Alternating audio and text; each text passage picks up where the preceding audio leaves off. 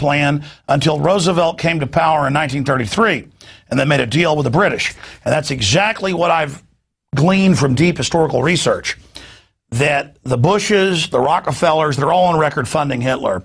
And Smedley Butler, two-time Congressional Medal of Honor winner, he was in line to be the Commandant of the Marine Corps. The fascists came to him and said, you've overthrown all these countries, Guatemala. He overthrew more than 15 countries himself. They came to him and they said, we want to overthrow America. You'll be the dictator. You're going to link up with Hitler. He really likes you. And Butler said, I'm not going to do that. And went on record, we're going to play you a newsreel clip of that. And then they had the McCormick-Dickstein committee hearings. All this came out. The Bushes were about to be arrested at the start of World War II, so they started the different systems where they had Hollywood folks go, give speeches and play music for the troops so that they would be seen as patriotic. But they were the main agents, along with the Brothmans and others in North America. Just absolutely incredible information. And so, as I pointed out in Endgame, America made a decision to go with the Fabian socialist. And even though Churchill claimed he was anti-socialist, he was really backed by the Fabian socialist. And so this deal was made. And the King of England, Edward VIII, had to abdicate. He had to step down. He was in Germany when World War II started. He had to step down as the King of England because he'd supported Hitler. Of course, he was a German prince, so why wouldn't he? So this is just the incredible information that right before this happened, the United States was going to actually attack England and all of its possessions and take over the British Empire. Instead, the two merged, and America became the British Empire, and that's the New World Order. But it wasn't that they were anti-Hitler because they were anti-extermination and world government. It was that they wanted to run it and run it covertly through the vaccines and other globalist programs, as is reported in the 1948 British report on population.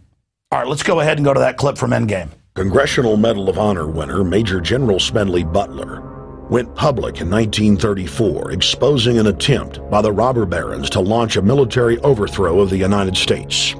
The war hero testified to the McCormick-Dickstein Committee in Congress that some of the most powerful men in America had tried to recruit him to lead a military coup so they could set up National Socialism in the United States.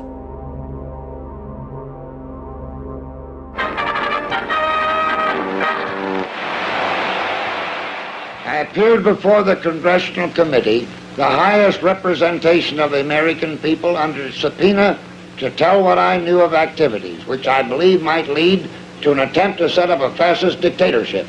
I was supposed to lead an organization of 500,000 men, which would be able to take over the functions of government. The fascist had also made deep inroads in England. And then I go through all that evidence. This film has been out now for 4 years. And it was Brown Brother Harriman that were the main drivers. It was the Harrimans that were the main drivers, along with other elitist families in all of this, including the Rothschilds. You'd think, why would the Rothschilds be funding Hitler and the British? That's how you take over. It's called full spectrum dominance. You fund both sides and let them kill each other and go into debt. So you're thinking black, white, up, down. You're thinking pro-Islam, anti-Islam. No. It's the clash of civilizations. It's the playing people off against each other. That's what this is really all about. And what an incredible report that's now come out. And it just verifies our deep research into these matters.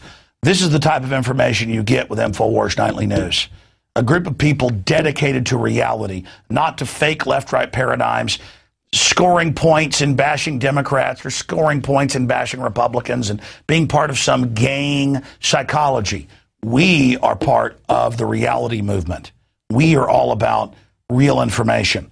Now, I want to play a clip from a couple days ago because it's very newsworthy, of the former head of the Screen Actors Guild, award-winning actor, TV, film, you name it, Ed Asner, breaking down Building 7, the key smoking gun of the controlled demolition of 9/11. Then we're going to come back with a conclusion, an in-depth report with Dr. Sherry Tenpenny on Big Pharma's desperate move. It's fleeing forward for forced inoculation. Stay with us. It's InfoWars Nightly News. What do you think the biggest smoking gun of 9/11 is? Well, Building 7. Building 7 being brought down without having been damaged to that extent. I think that they want to make sure nobody shoots their mouth off. And if eventually they do, then they'll probably end up dead. They made the Japanese prime minister resign.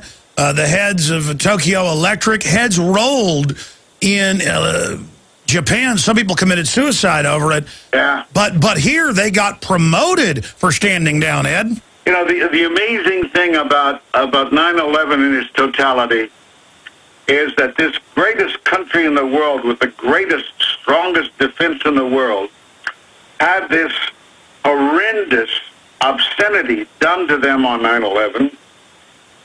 So we supposedly had gatekeepers, watchmen protecting us.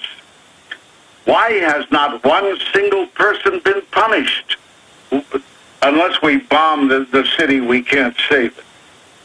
So we've got to bring down to a level of clear understanding and begin again. And I don't know how much destruction that entails, but we need a change in this country. What's your view on the JFK assassination? Well, I think that there probably was some government complicity there. So Mark Lane defended Willis Carto, and he won because he was able to prove that E. Howard Hunt, and I imagine he was able to prove also that other CIA gentlemen were all over the area at the JFK assassination.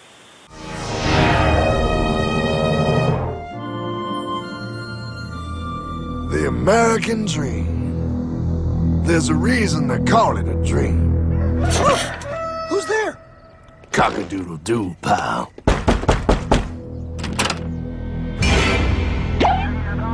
No, no, no, no, no! I don't have any more money! My job sucks right now, please! I'll have more money next month! You can't take my house! Is that your signature? It is a private bank owned by private stockholders. A private bank? Do not let the name Federal fool you. If I got this money from the bank, and the bank got it from the Federal Reserve dump trucks, where does the Federal Reserve get their money?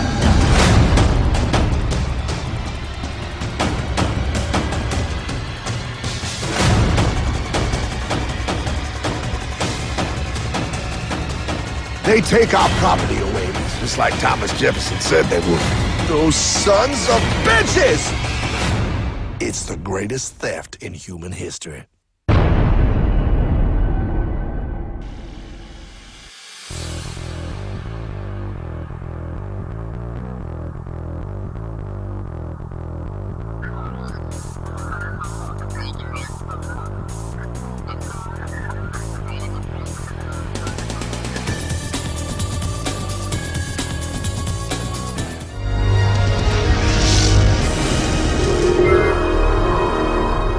Welcome back to InfoWars Nightly News. I'm your host, Alex Jones.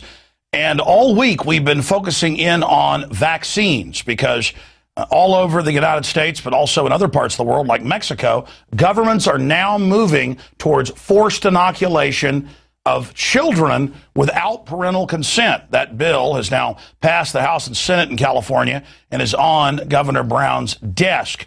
So I wanted to go back and look at some of the big stories we've seen the last few years concerning vaccines, the H1N1 for flu, Gardasil now being a big national story, with Rick Perry being attacked by all the other Republican candidates, saying that he was wrong to have attempted that. This is a big breakthrough, really showing that Americans and people all over the world are starting to wake up to the fraud, to the danger, to the carnage that is Big Pharma and the vaccine industry. So they're striking back boldly and launching all sorts of hoaxes, saying